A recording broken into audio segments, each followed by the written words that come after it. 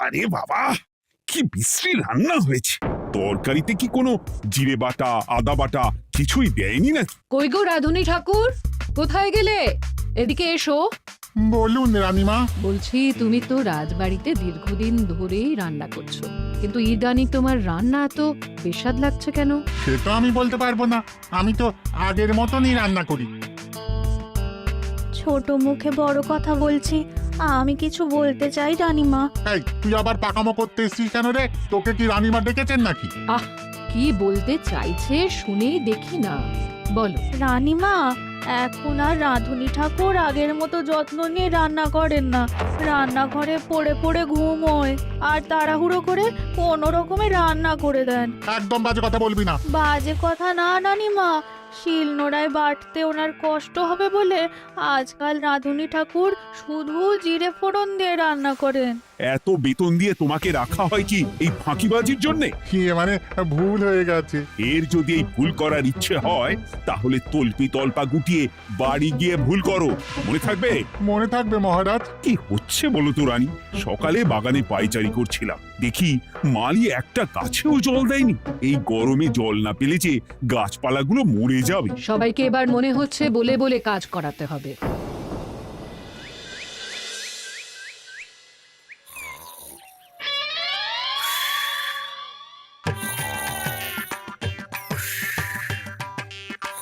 কি গো, কদিন ধরে তো তুমি শুধু খাচ্ছ আর ঘুমোচ্ছ। বাজার দোকান কিছুই নেই গো, রাজসভাতেও যাও না। কি যে করি। কি গো দিদা, দাদু আজও ঘুমোচ্ছে? কি বলবো বলতো? আমরা কিছু একটা ব্যবস্থা করছি, দাঁড়াও।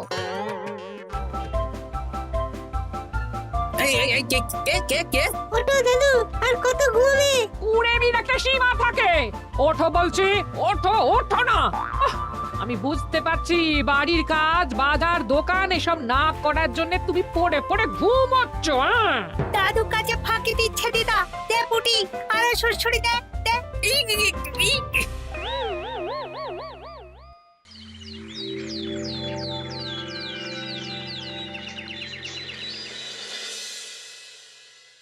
মহারাজের শরীর খারাপ না মন খারাপ? মহারাজ এরকম চুপ করে ঘুম মেরে থাকলে তো রাজপাট সব উঠে যাবে। কিছুই বুঝতে পারছি না। মহারাজ আছেন চুপটি করে, নেই যে মুখে শব্দ। ফাঁকি দিলে এবার তাকে করব আমি জব্দ। অনেক শুয়েছি, আর নয়। মহারাজ, কে ফাঁকি দিচ্ছে? আমি তো ফাঁকি দিই না। পণ্ডিত, তুমি দিচ্ছ নাকি ফাঁকি? না না, বৈদ্য। আমি ফাঁকি দিলে সবাই ওই রোগে ভুগে মরে যাবে। আমি তো রোজ সময়ই রাজসভায় আসি, তাহলে আমি বলছি আসল কারণ। রাজবাড়ির রাধুনী ফাঁকি দিচ্ছে, আর 3 দিন ধরে রাজসভায় গোপাল বেপাত্তা। হ্যাঁ, এই গোপাল বেটাই আসল ফাঁকিবাজ। ওকে বরখাস্ত করে দিন। গোপালকে যদি বরখাস্ত করা হয় তাহলে বিপদে আপদে মহারাজের পাশে দাঁড়াবে কে? অসময় মহারাজ বুদ্ধি পাবেন কার কাছে? এই সুযোগ, এই সময় গোপালকে মহারাজের চক্ষুশূল করতে হবে, তাহলে আমি একেবারে জেঁকে বসতে পারবো। মহারাজ, গোপাল ঠিক কতটা ফাঁকিবাজ হয়ে উঠেছে তার কোনো ইয়ত্তা নেই। হ্যাঁ বলুন তো। বেটা গোপাল কোনোদিন সঠিক সময়ে রাজসভায় আসে না। কোনো দিন তো আসেই না, যেমন আজকেও আসেনি। আর না এলে মহারাজকেও কারণটা জানায় না। আপনাকে সম্মান করা তো দূরের কথা, কোনো ভ্রুক্ষেপই করে না। এটা কিছুটা হলেও মন্ত্রী মশাই ঠিক কথা বলছেন। হ্যাঁ, এ তো একদম সঠিক কথা। ঠিক বলেছ। প্রহরী, প্রহরী, বলুন মহারাজ। তুমি আরেকজনকে সাথে নিয়ে এক্ষুনি গোপালকে তুলে নিয়ে এসো। আচ্ছা মহারাজ। বলি, তুমি আজকেও রাজসভায় কামাই করবে? অর্ধেক দিন কামাই করলে বেতন কাটা যাবে গো। গিনিমা, গোপালকে মহারাজ ডাকলেন। ওই দেখো, রাজবাড়ি থেকে প্রহরীও ডাকতে এসেছে। ওহ, মহারাজের আদেশ না শুনলে তোমাকে তুলে নিয়ে যেতে বাধ্য হব। আরে দাঁড়িয়ে দেখছিস কি? তুলে নিয়ে চল। ঠিক বলেছিস, তুই হাত ধর আর আমি পা ধরি। আমরা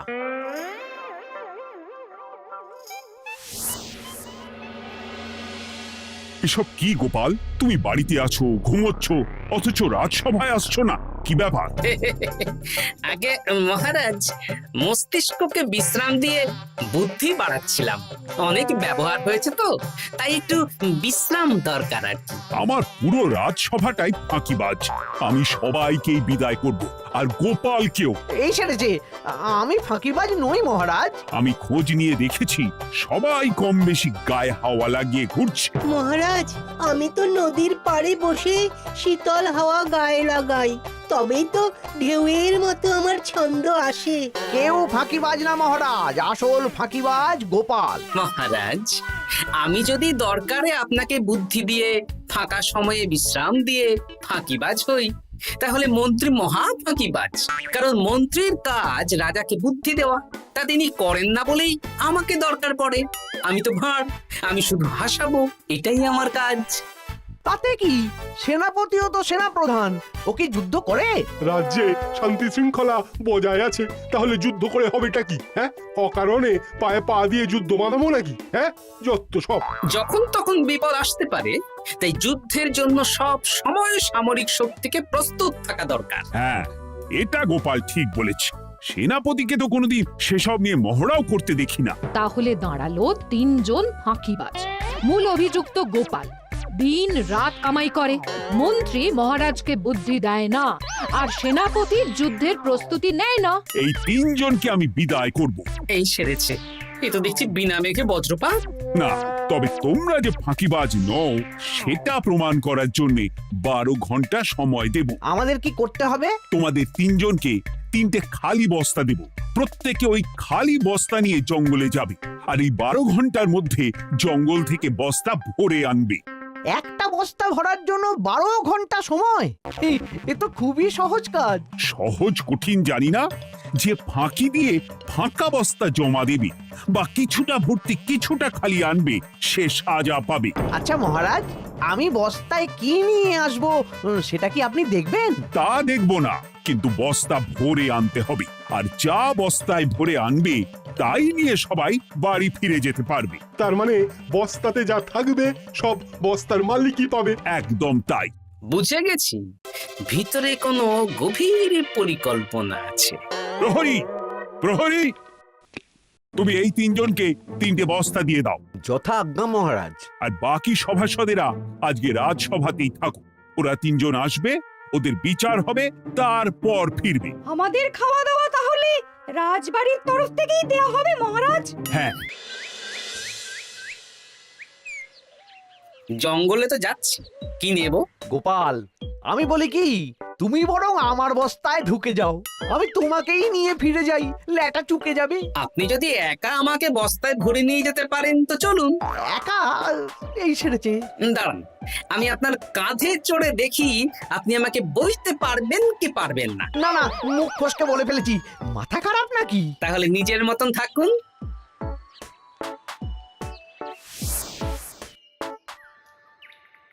এমন কি বা আছে এই জঙ্গলে? আমার কাজে লাগার মতন তো কিছুই দেখতে পাচ্ছি না।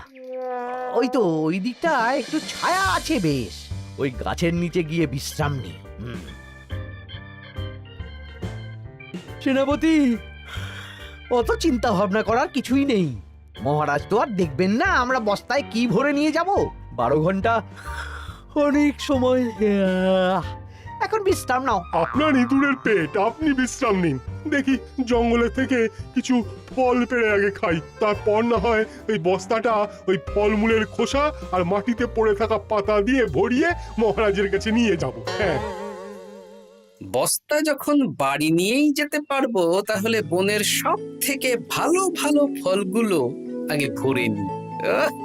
গিন্নিকে এবার বলবো, বাজার আনি না তো কি হয়েছে, দেখো কত ফল এনেছি। যাই, এর থেকে কিছু মহারাজকে ভেট দেব, মহারাজ বেশ খুশি হবেন।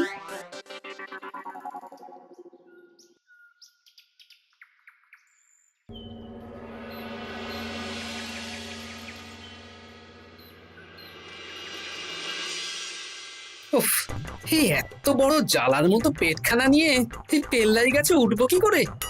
দূর দূর, আশেপাশে ঢিল পাথরও দেখতে পাচ্ছি না। এই বুড়ো বয়সে হাড়গোড় ভাঙলে সে এক খারাপ ব্যাপার হবে। আরে দূরে ওদিক থেকে আওয়াজ পাওয়া যাচ্ছে, তার মানে এই বনে কেউ এসেছে। ভাই মদন, এই গাছটা ঝড়ে ভেঙে অনেক দিন পড়েছিল, এটা তো নেবই। তুই ওদিকে দেখ, কত মোটা একটা সেগুন গাছ রে। ওই গাছটা নিয়ে গেলে আমরা 1 বছর বসে খেতে পারবো। তাহলে আর দেরি কেন, হাত লাগা। আরে আরে আরে, করো কি এগুলো সব আমাদের মহারাজ কৃষ্ণচন্দ্রের পছন্দের গাছ। ভুলেও এই গাছ কেটে নিয়ে যাওয়ার ভাবনা চিন্তা করো না। আর ওই সেগুন গাছটা তো মহারাজের সবচেয়ে প্রিয়। আরে মহারাজ কি করে জানবে শুনি? এই বনে তো তিনি ভুল করেও আসেন না। এই যে আমি আসি, আমি মহারাজের দূত। তোমরা যদি ভুল করে ওই সেগুন গাছে হাত দাও তাহলে কিন্তু তোমাদের গর্দান যাবে। এই সেরেছে, কিন্তু আমরা তো কাঠুরিয়া, কাঠ ছাড়া পেট চালাবো কি করে? সে তোমাদের ব্যবস্থা তোমরা করো, অন্য অনেক কাজ আছে। এই সামনের গাছটা মরে পড়ে আছে, এটার কাঠ আমরা নিয়ে যেতে পারবো তো? তা পারবে, এতে অত চিন্তার ব্যাপার নেই। গোপাল আছে যখন, তখন এই রাজ্যের কেউ মুশকিলে থাকবেই না।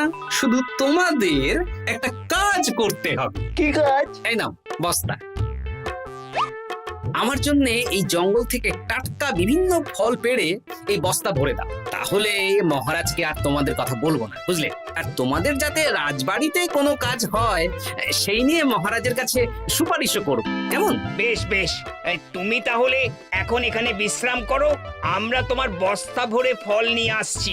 ঠিক আছে, আমি তোমাদের কুঠার পাহারা দিচ্ছি, তোমরা ভালো তরতাজা ফল বস্তায় ভরে নিয়ে এসো।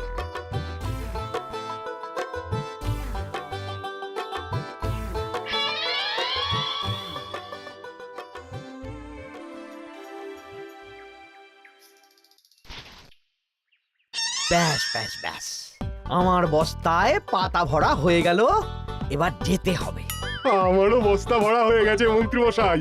হ্যাঁ, কটা ফল খেলাম আর কটা ভরে নিলাম, আর বাকি জঙ্গলের পাতা ভরে ফেলেছি। হ্যাঁ, আবার কি কি ভরেছি আর কি ভরিনি সেসব তো মহারাজ আর দেখতে যাবেন না। তাহলে আর দেরি কেন, চলুন হাঁটি হাঁটি পা পা করে এগিয়ে যাই। গোপালকে তো দেখতে পাচ্ছি না। ও বেটা যা কুঁড়ে, হয়তো এখানে এসেও ঘুমিয়ে পড়েছে। আবার কালকে সকালবেলা উঠবে।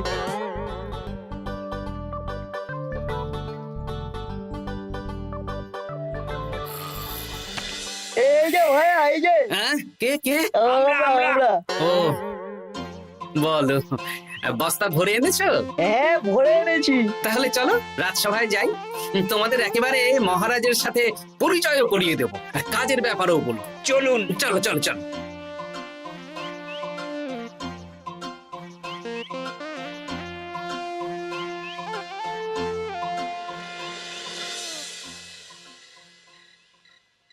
দেখা যাক মন্ত্রী সেনাপতি গোপাল কখন বস্তা ভরে আনে। এই তো চলে এসেছি, বিশ্রাম নিলাম, বস্তাও ভরে ফেললাম। এই দেখুন মহারাজ, আমিও বস্তা ভরে এনেছি। বাহ, তোমাদের বস্তা দেখে তো মনে হচ্ছে খুব হালকা। হ্যাঁ, আপনি যখন আমাদের বস্তা ভরে কি এনেছি সেটা দেখবেন না, তখন অত খাটাখাটনি করে কি লাভ মহারাজ? কিন্তু গোপালের এখনো অবধি দেখা নেই, ও কি সোনা গয়না ভরে আনছে? গোপাল যা কুঁড়ে আর ঘুমকাতুরে, হয়তো জঙ্গলেও ঘুমিয়েই পড়েছে। মহারাজ, আপনি একটা কাজ করুন, আমাকে আর মন্ত্রী মশাইকে যুগ্মভাবে বিজয়ী ঘোষণা করে দিন, ব্যাস। এত তাড়া কিসের? বাবা বাবা বাবা, তোমরা তিনজনেই বস্তা ভরে এনেছো, আমি খুব খুশি। আমার কথা শুনে কাজ করেছো, তোমরা তিনজনেই বিজয়ী। এবার বাড়ি যাও যাও। গোপাল কি করে বিজয়ী হয় মহারাজ? এই বস্তা ভরে নিয়ে আসাতেও তো ওর ফাঁকিবাজি ধরা পড়ছে। কিসের ফাঁকিবাজি? এই যে দুটো লোক তোমার হয়ে বস্তা বয়ে আনলো, সে তো মহারাজ সহ আমরা সবাই দেখতেই পেলাম। তা তো ঠিক, গোপাল নিজে হাতে বস্তা ভরে আনেনি। মহারাজ বস্তা ভরে আনতে বলেছেন, আমি এনেছি, এখানেই কথা শেষ। আমি কাকে দিয়ে বস্তা ভরালাম, কে আমাকে সাহায্য করলো, সেসব তো কোনো শর্ত আরোপ করা ছিল না। কিন্তু পরীক্ষাটা তো কে ফাঁকিবাজ সেটা প্রমাণ করার পরীক্ষা। এখানে তো তুমি ফাঁকি দিলে গোপাল। এটাও ঠিক কথা, তাহলে গোপালের শাস্তি পাওয়া উচিত। মহারাজ, আপনার শর্ত ছিল সেই ফাঁকিবাজ বলে প্রমাণিত হবে যে বস্তা খালি আনবে। এইখানে আপনি একটা ছোট্ট ভুল করেছেন মহারাজ, বস্তায় কি আছে সেটা দেখবেন না আগেই বলে দিয়েছেন। তা তো বলেছি। আপনি নিশ্চয় জানেন পাঠশালায় কিছু ছাত্রছাত্রী থাকে যারা পড়ার বইয়ে মুখ গুজে বসে থাকলেও পড়ায় তাদের মন থাকে না, মাথাতেও পড়া ঢোকে না, তাই সেই পড়া তাদের কোনো কাজে লাগে না। কি পণ্ডিত মশাই, এদেরকেই তো বলে ফাঁকিবাজ। বিলক্ষণ, এরাই ফাঁকিবাজ। ধন্যবাদ। তেমনি আমি যদি বলি সেনাপতি আর মন্ত্রী মশাই ওই ফাঁকিবাজদের মতনই ফাঁকি দিয়ে বস্তা ভরেছে, তাই ওদের বস্তা এত হালকা। সে তো আমি বুঝতেই পারছি। কিন্তু আমার বস্তায় যা জিনিস ভরে এনেছি তা একার পক্ষে সংগ্রহ করা মুশকিল ছিল, তাই আমি দুজনের সহযোগিতা নিয়েছি। মহারাজ, আপনি কি বস্তা খুলে দেখবেন নাকি? না না, আমি খুলে দেখলে আমার কথার খেলাপ হবে। এবার তো দেখছি আবার তিনজনের পরীক্ষা নিতে হবে। হ্যাঁ, নইলে প্রকৃত ফাঁকিবাজ কে সেটা প্রমাণ হবে না। কিন্তু ফাঁকিবাজ ধরার উপায় কি? মহারাজ, আমরা বরং আমাদের বস্তা নিয়ে বাড়ি না গিয়ে একদিন কারাগারেই থাকি, আর তাতেই প্রমাণ হবে এই বস্তায় সত্যি কি আছে যা আমাদের নিজেদের কাজে লাগবে। এটা ভালো বুদ্ধি। মহারাজ তখনই কারাগার থেকে আমাদের মুক্ত করবেন যখন আমরা আর থাকতে না পেরে ডাক দেব, আর যে আগে বেরোতে চাইবে সে সব থেকে বড় ফাঁকিবাজ, মানে যে আগু পিছু না ভেবে কাজ করে। বেশ, তাহলে তাই হোক। মহারাজ, কারাগারে শুধু জল ছাড়া আর কিচ্ছু দেওয়া হবে না, কারণ বস্তায় তো আর জল থাকতে পারে না। না না, তা কি করে হয়? শুধু জল? হ্যাঁ, আমি তো লোককে দিয়ে বস্তা ভরিয়েছি। আপনারা নিজে কি এমন কাজের জিনিস ভরেছেন সেটাই প্রমাণ হবে। বেশ, তাহলে তোমরা কারাগারে যাও। প্রহরী, ব্যবস্থা করো। আর এই দুজন কাঠুরিয়া বেশ কর্মঠ মহারাজ, যদি কোনো রাজবাড়ির কাজ থাকে এদের দিয়ে করাতে পারেন। আমার বাগানের মালিটা খুব ফাঁকি দিচ্ছে, তাহলে ওদের সাথে কথা বলে নিচ্ছি। যাও যাও, তোমরা কারাগারে যাও।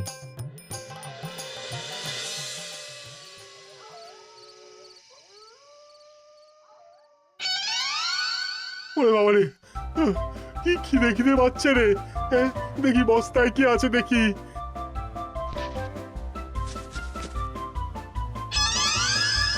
দু একটা পচা ফল, দেখি দেখি একটু ভালো আছে।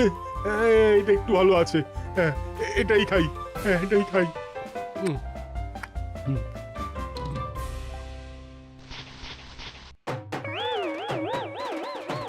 আমি তো শুধু পাতা ভরেছি, কি সেরেছি? আমাকে কি জল খেয়েই কাটাতে হবে?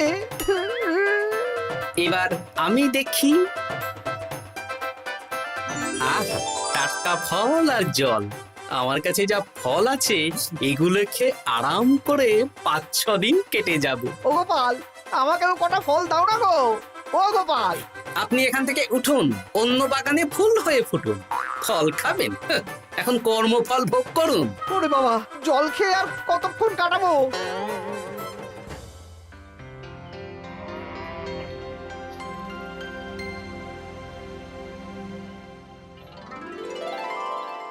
উফ, পেটটা চুই করছে, কি খিদে পেয়েছে না।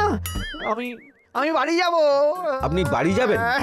তাহলে বেরিয়ে আসুন, বেরিয়ে আসুন। বেটা গোপাল কায়দা করে এমন শর্ত দিতে বললো, পুরো ফেঁসে গেলাম। আমারও তো খাওয়ার মতন তেমন কিছু নেই, আমিও এখানে থাকবো না। আমি এখানেই আছি, ফল খাবো, জল খাবো, আর প্রকৃতির ডাক এলে একটু বাইরে যাব।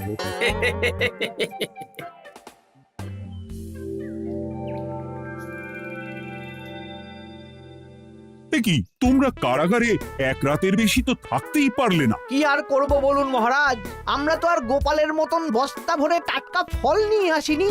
বেটা গোপাল আমাদের দেখিয়ে দেখিয়ে ফল খাচ্ছিল, ওতে আমাদের খিদে আরো বেড়ে যাচ্ছিল। তাহলে এরা দুজনে তো হার মেনে নিল। গোপাল কি করছে? গোপাল খাচ্ছে আর ঘুমোচ্ছে। ওকেও নিয়ে এসো। আচ্ছা মহারাজ। একই মহারাজ, আমার তো এখনো বাইরে আসার ইচ্ছে হয়নি। কি আর করা যাবে, ওরা হার মেনে নিয়েছে, তার মানে তুমি জয়ী হয়ে গেলে গোপাল। আমার বস্তায় ভরে অনেক ফল এনেছিলাম, এখনো অনেক আছে। আপনি তাহলে বাকি ফলগুলো নিয়ে নিন। তাহলে তো এটাই প্রমাণ হলো গোপাল কাজের সময় ফাঁকিবাজি দেয় না, শুধু বুদ্ধি বাড়ানোর জন্য একটু বেশি ঘুমোয়। এই নাও গোপাল, তোমার উপহার। মহারাজ, আমি সময়ের কাজ সময়ে করি আর বাকি সময় একটু ঘুমাই। আমার এখন ঘুম দরকার মহারাজ, কাল থেকে অনেক ধকল গেল যে। বেশ, তোমাকে ঘুমানোর জন্য 1 সপ্তাহ ছুটি দেওয়া হলো। ধন্যবাদ মহারাজ। কি সেনাপতি আর মন্ত্রীমশাই, এবার বুঝলেন তো ফাঁকি দিলেই ফাঁকে পড়তে হয়, তাই কাজ করলে ভেবে চিন্তে করুন। চলি, খুব ঘুম পাচ্ছে।